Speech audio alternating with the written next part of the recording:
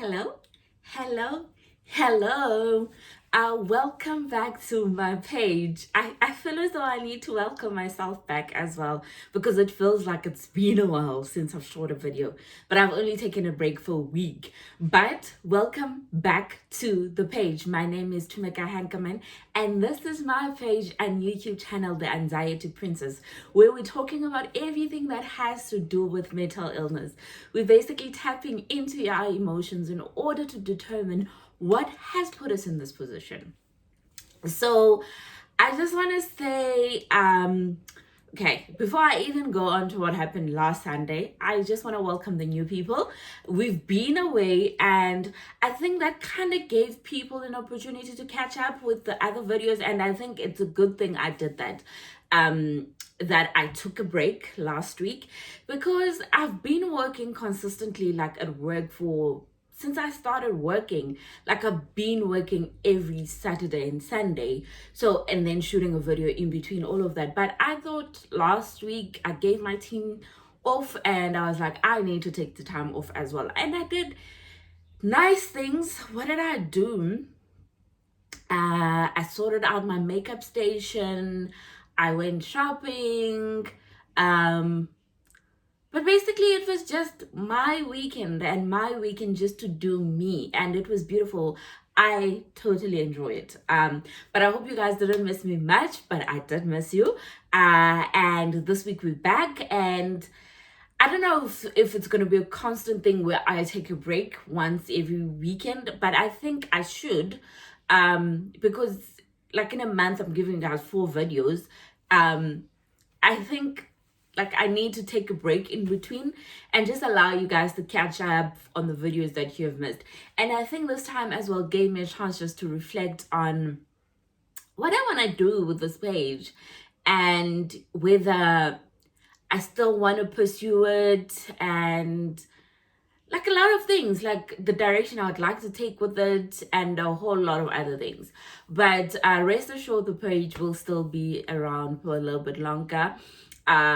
I know people are slowly coming in because obviously this is not something people want to talk about. Nobody wants to talk about mental illness. But anyways, that's basically what having a weekend off made me realize, that I sort of needed time out, time to myself, time to reflect, which was great. And then let me just say, welcome to the new people that came in. You are welcome, and this is a very, very safe space.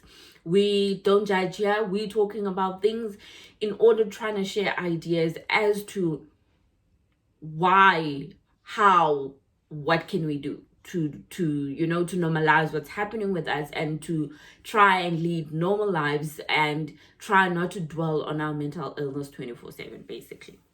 Cool. So in terms of just a little bit of a catch-up thing, I have been super busy at work. I am working today as well. This page also takes quite a bit of my time. Obviously I need to prep for each video and all of that. So yeah, I have been working quite crazy, and I actually realized why people actually do this as their job. Like, it takes a whole lot of time, and having a 9-to-5 job and this page, yeah, it's a lot. But hey, we will soldier on and see where it takes us and all of that. So today's video, what are we talking about? So today we're talking about how to navigate the work environment while you are suffering from mental illness. So basically, obviously we need to be employed because we need the money, and your employer can't fire you because you're suffering from mental illness. So how do you incorporate your mental illness to your work environment, kind of thing? That's basically what we're talking about. For those who will be watching this video without watching the other videos, the new people, I'd like to say, so I was diagnosed with mental illness, specifically anxiety with severe panic attacks, in March of 2019 due to work. So work was the trigger, in the sense that I was working 7 days a week, and one day I started getting panic attacks and it never stopped. So now the question is, okay, I was told that once I start working less, my mental illness will go away, but it never went away, sadly. So I've sort of had to incorporate it in my life. I had to incorporate it in my marriage. I had to incorporate it in the friends I keep. I had to incorporate it in my work as well. So now, because I know that work was the trigger, what changes have I made in the work environment in order to ensure that I do not find myself in the same position I was in 2019, where I almost had a mental breakdown? I actually think I had a breakdown because I did not understand what was going on with me. So what changes have I made? Unfortunately, for those who are new, I am my profession is I'm a qualified chartered accountant. I am currently a senior audit manager. So my job is basically to audit some companies, and basically they prepare financial statements and I go and audit those and tell them, yes, all good and well, no, wrong. That's kind of my job. So at a time, I would manage more than one team. Like at the moment, I do have 2 engagements going, and then there's going to be 2 more. So I'll have 4 engagements all around. So basically, I need to manage all my teams. So that's basically my role. So I started getting sick while I was staying overseas. And after having gone through a couple of tests to just rule out anything physical with me, then I was diagnosed with anxiety because there was nothing wrong with me physically. So work was basically the thing that triggered everything.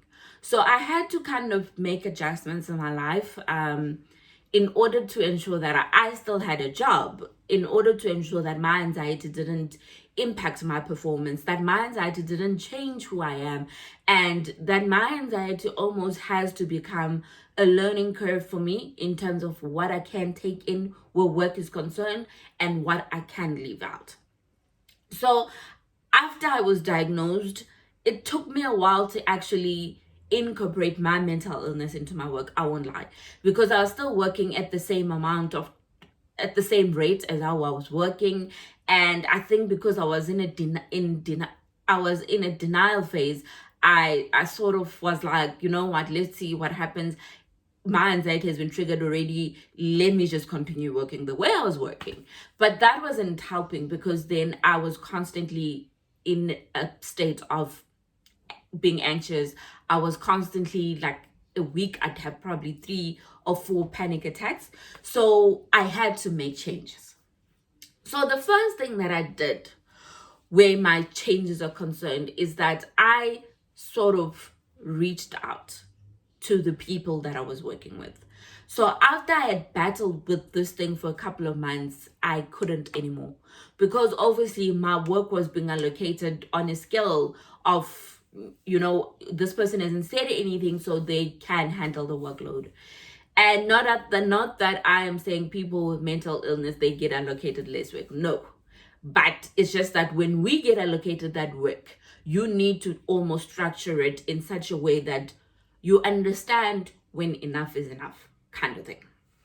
So the first thing that I did, so the changes that I had to make was, firstly, I identified the resources that were within the environment. So identifying resources that are within the work environment means, one, I was on medical aid that allowed me to actually have 5 sessions of counseling.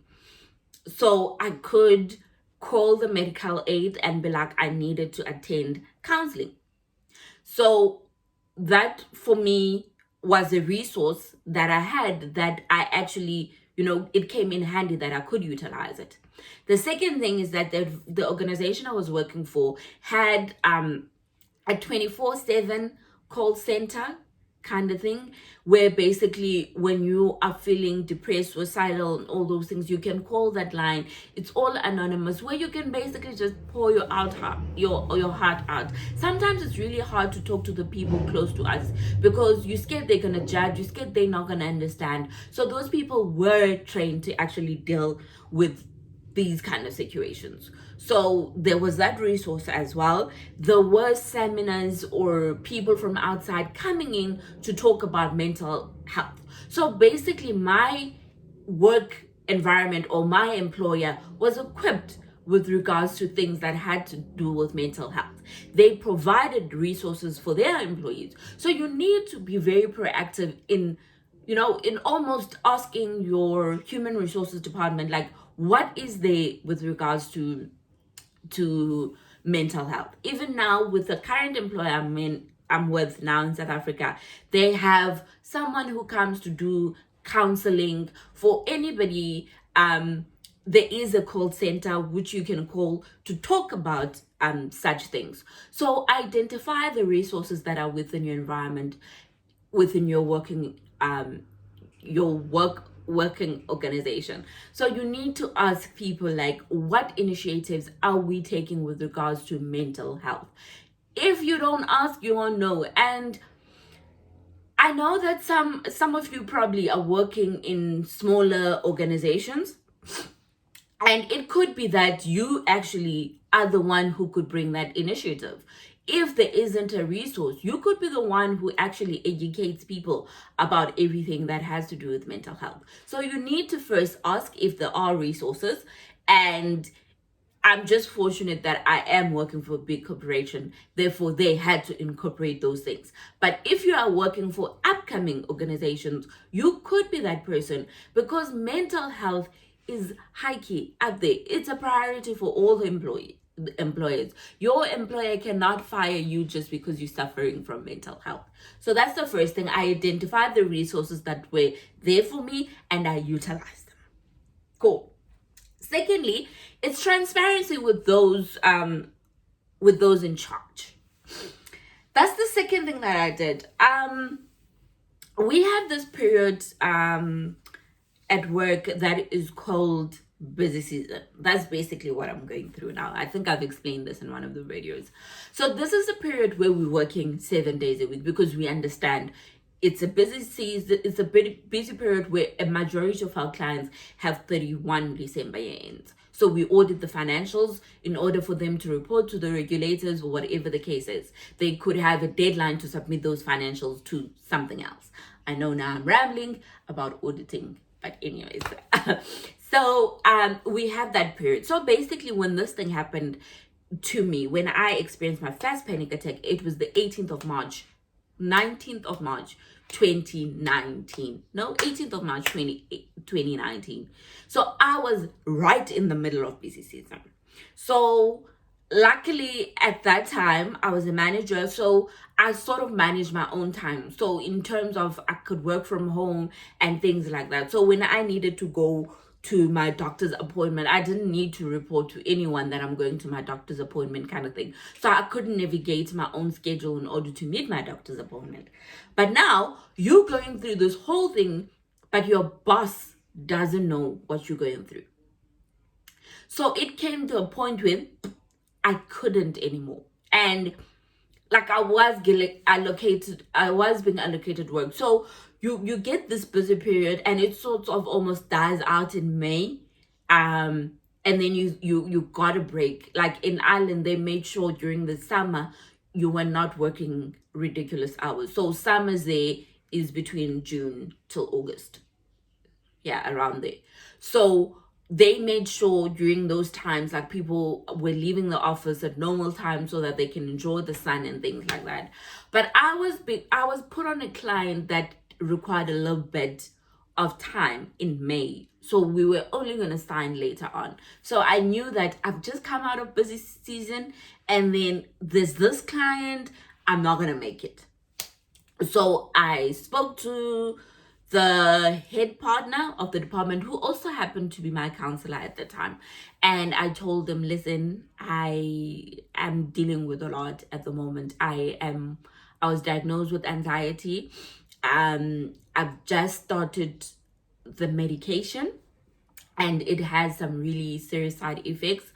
And basically I can't deal with this. Like, I sort of need a break. He said to me right there and there, go to your desk, pack your things, go home, go rest. Here, you come first. You as a person come first. And I wish you would have said this so that we can actually look at your portfolio to actually see that you have busy season and then you have a period of quiet and then it picks up again. But as the way my portfolio is structured, it was a matter of it's high, high, high, high, high. But therefore, there's no period for me to just relax. So he told me, go to your desk, pack your clothes, take the rest of the week. I think it was a Tuesday, if I'm not mistaken. And he was like, take the rest of the week and just go sort yourself out, relax, deal with the side effects that came with your medication, and we will look at your portfolio. For me, I was sort of happy because he knew that I worked hard. So them looking at my portfolio to assess and make changes to it didn't mean all of a sudden now they have to almost give me less work than my other people. No, that's not what it means. It just means that they had to assess in order not for me to go through a period of busy all the time. I never took it, the fact that there were adjustments that were done to my portfolio that, oh, actually I'm working less than everybody else. No. If your employer knows, if you're a hard worker and you're going through things like that, it's easy for you to bring them up because they know you will never make an excuse just because you're avoiding work. So I was transparent with my leaders. They made the adjustments for me and I was glad that I did. I wish I would have spoken sooner, but hey, lesson learned that other people, they value you as a person first before your work. And another thing that you should remember, your employer will always be there, but you won't. If you have a mental breakdown, you might actually not wake up tomorrow, but that building will still be standing and people will still be working and they'll just get another you to replace. Like, that's simply what it is. So that's the second thing I did. Third thing is I prioritize in order to minimize stressful events. In this, I mean, like, I have a to-do list. I jot down a to-do list every week. Every week on Monday before I start. I'm sorry, guys, if this is distracting. My braids are heating up. Like, I am getting so hot. So sorry for that. So every Monday, I make sure I write a to-do list. That list is not my daily list. It's my week list. And everything that keeps coming up, I add it. Right? Okay. Cool. Now you have this to-do list. And then you're like, okay, in this to-do list, what are my priorities? Is there someone waiting on this? Is it a deadline? Is it something that can wait until towards the end of the week? And then you start prioritizing your list based on things that have a deadline. And even if something has a deadline, you need to ask yourself, is it a flexible deadline? So is it someone who's just waiting on something for you for something that they're going to do a couple of months down the line? So they told you they need it by Friday, but they're only due to submit.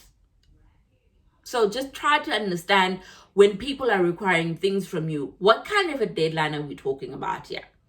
So I write my to-do list and then I start going through it and be like, okay, this is a priority. I start with that. Tick, done. This is a priority. I start with that. Done. Things like that. So that's basically what I do. So I look at my to-do list and prioritize things in order for me to ensure that if something is on my to-do list and it has a deadline, that I meet that deadline well in advance. Because if I don't have that to-do list and I have something that's due on Friday, come Thursday night, I completely forgot because there was nothing to remind me. Then now I'm in a constant state of panic. I'm panicking, I'm stressed, anxiety rise up, panic attacks rise up, and then after that, I'm not productive. So it's normal for people who suffer from mental illness, guys, to be forgetful. Like, that is one of the side effects. you are forgetful. You had to write things down. It doesn't mean that something is wrong with you. No, that's not what it means. It just means that being forgetful is a side effect of our illness, guys. We can't avoid it. Therefore, you need to write the stuff down in order to remind yourself. And once it's written down, then you start strategizing through your list in order to identify things that need your attention now and things that don't need your attention now. So to-do list is very, very, very important. Cool. And then the next change that I had to do was to say no. But I thought as soon as I wrote this down saying no, I also made another comment that you identify situations where you need to say no. Guys, when there's people that like delegating. Sometimes they delegate to the point like you're like, are you like, can't you do this yourself kind of thing? So it needs to go to a point where you are able to say no. Don't just keep on taking. I feel as though taking also shows a little bit of a sign of, I don't want to say weakness, but you almost become like, when somebody is lazy to do something, they like, go to Tumeka, I know she's going to take it, she'll do it. So you almost become a puppet of the business, actually. The puppet of your team. Because whenever they ask something of you, you're going to do it. And they know, and they start taking advantage of that. So you need to assess how much you have on your plate in order for you to say, in fact, I can't take this on. And there's absolutely nothing wrong with that. Especially if it's something that's not your responsibility. Let me put it that way. If someone is coming to you and asking you to do something, and you've already sussed out that this person is asking for a favor, as opposed to that this is my job, guys, start assessing. Yes, we're all looking for opportunities to learn, but start assessing whether, is it something that you can potentially learn later? And is it something that's going to add to your current list of things to do and ends up making you working on a Saturday and a Sunday? That's what you need to do. So you need to identify situations where you need to say, you know what, I'm sorry, but I can't do it now because of A, B, and C. Cool. And then day off or time off is very important. This one I struggle with, I won't lie. I struggled with in the sense that I always wake up knowing that I'm going to work. It was bad last year, maybe because I just started at my current employer. But this year, I'm a little bit better, I think. That I know that yesterday I worked a little bit in the morning, but I took the day off to do me, kind of thing. So today, I haven't worked yet. I'm going to go work after this. So I had a little bit of time to do things I wanted to do. So that time off is important. You can't be Monday to Sunday. You can't be. It's so bad that actually that whole Monday to Sunday, that I actually had pains above here this week. I actually had like a wrist support thing because I'm constantly working. So I saw the results with my hand that I had to have a wrist support this week because I was in pain. So time off is important. It can be, especially if you're working on weekends, guys, you need to say, okay, it's a Saturday, I'll wake up and work until 1. After 1, I'm closing my PC and that's done. I need to enjoy some of the weekend. It's not always sustainable, but you need to incorporate rest time in your weekend. That's very important. I struggle with it, but I have to say this year I have been better. I don't know how long it's gonna continue that I'm actually, very strict about my time off. But at the moment, I think I am getting my time off, that at least on a Saturday, if I'm working the morning, I can take the evening off. Or if I'm taking the evening off, then if I'm taking the morning off, then I'll work the evening. One of the two. So time off is very important. Another change, I know I know this is the okay, let me make the point and then elaborate on the point. This one is avoid office politics or gossip or cliques. Guys, you at work to earn a salary. You get to a point where you're lucky enough to find people that have things in common with you. But your first priority at work is you there to work and earn a salary. You don't need to make friends at work. You don't need to be in topics every time at work that have nothing to do with work. I'm not like that. I'm not like that. I added this point because if you like that, then it sort of starts impacting and reflecting on you and how people see you. Because then you become the office gossip. And people start avoiding you, or people start talking bad behind you that you almost when you come to work, people are annoyed by you. You spend so much time at work. You spend 40 hours of work in a week. Don't let it be a place where you don't want to go to every morning just because your personality got in the way. Stop being the office gossip. Because then you're going to dread going to work, and work is just going to be that place that you hate. To such an extent, it's going to start being a trigger for your anxiety or whatever mental illness you're going through. Because of something you did that you could have avoided. You don't need to be part of cliques. You don't need to be part of office gossip. Stop it. Stop it. You don't need to be part of those things. And then the last thing is delegate.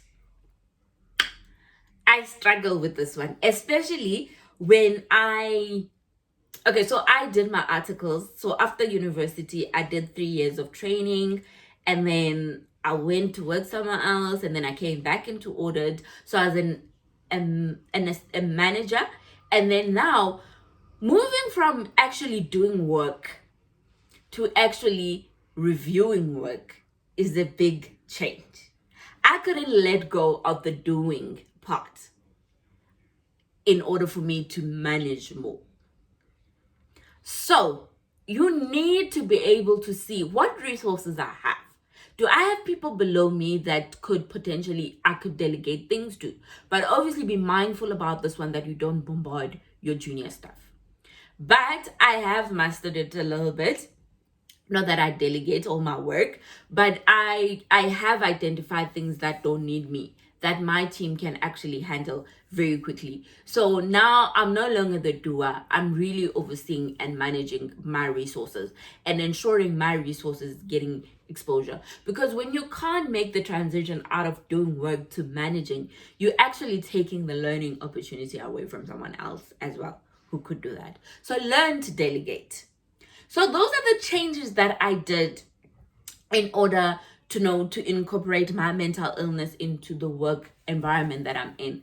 And I have to say that people at work knows that I suffer from mental illness. I suffer from that, but in no way that is a reflection of who I am.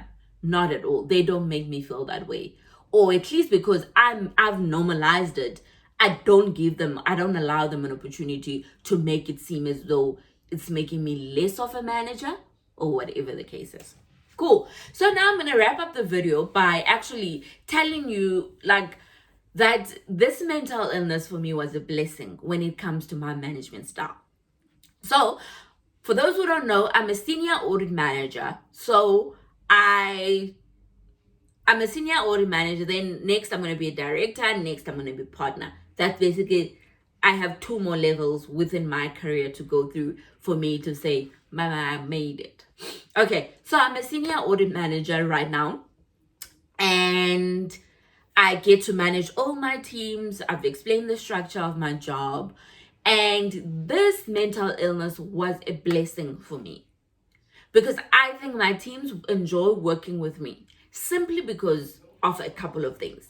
It has changed my management style because now I know that people come first. That moment when I went to my partner and told him I suffer from anxiety, and he said to me, go home, go rest. That's when I realized your employees value more when you see them first.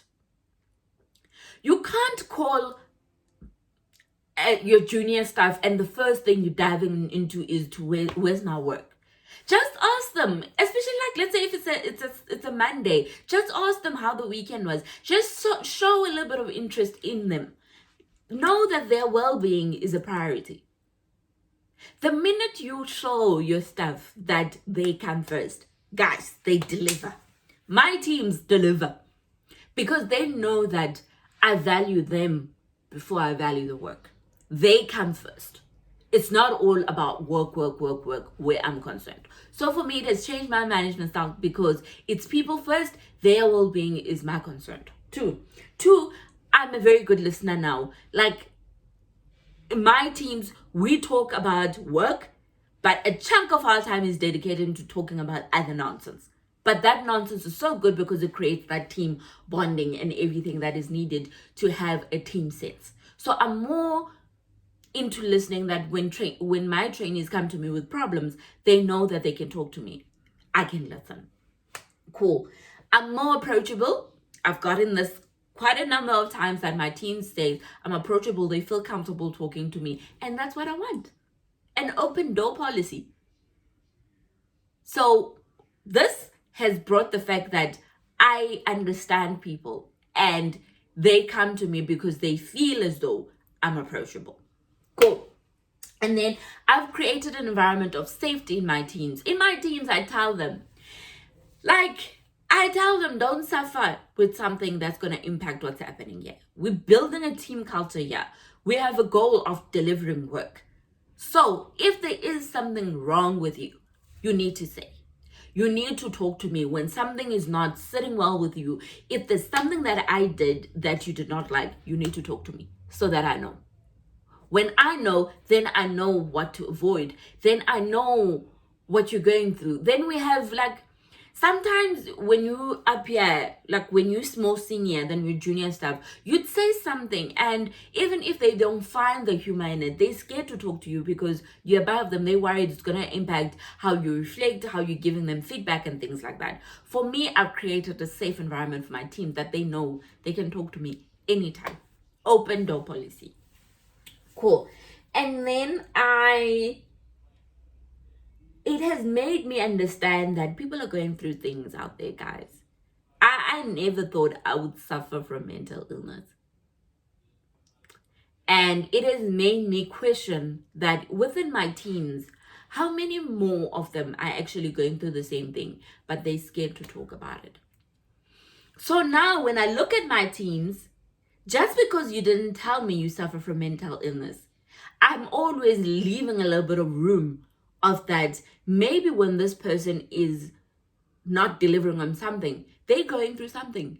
So I'm not always like, oh, why didn't you give my work on time? Kind of thing. I first understand what is that person going through in order for them not to meet what's happening. So understand and know that people are going through things that they don't want to talk about. So you can't just now come and be a monster as to where's my work, where's this. You don't know what that person is going through, but they just don't want to talk about it. Cool. And then the last thing that has changed about my management style is that I'm not the only one. Within my teams, some have said that I have anxiety because I don't hide or shy away from the fact that I have it. And to a certain extent, I tell them that so that they can actually see that you can still climb the ladder. You can still climb the social ladder, you can still climb that ladder at work where you get promotions and stuff while you're suffering from mental illness. Guys, I was a trainee. I was an assistant manager. I became a manager. I'm a senior manager. Now I'm working towards being a director. And I have no doubt in my mind that the fact that I suffer from mental illness will ever impact me be considered for promotion for director. That's my goal. That's what I'm working towards to now for me to get promoted. And my mental illness, not at once have I felt as though it's a limiting factor in what I need to achieve. So don't let your mental illness determine how far you get in life. Don't make excuses of you not doing things just because you have mental illness. You can achieve so much with it because it doesn't stand in your way. It only stands in your way when you let it stand in your way.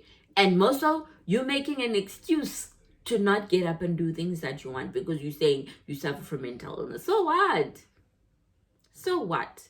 So get up and this week and do the things that you thought your mental illness was standing in the way of. Let's just see if it actually is standing in the way of things that you want to do. But that is it for this week. I will be back next week with another video. I hope you'll enjoy this video. And obviously I'm talking about work because unfortunately I didn't have my mental illness while I was studying. I only got it when I was working. But if you are a student who's on this page, maybe try to change some of the stuff where I'm referring to work to change it to school kind of thing, so that it can be something that you can relate to. But I hope you'll enjoy this video, and I hope you'll have a beautiful Sunday. Please have a great week, and I hope you get up and do the impossible. Do the things that you think your mental illness is standing in the way of, and let's see if it really is. Bye.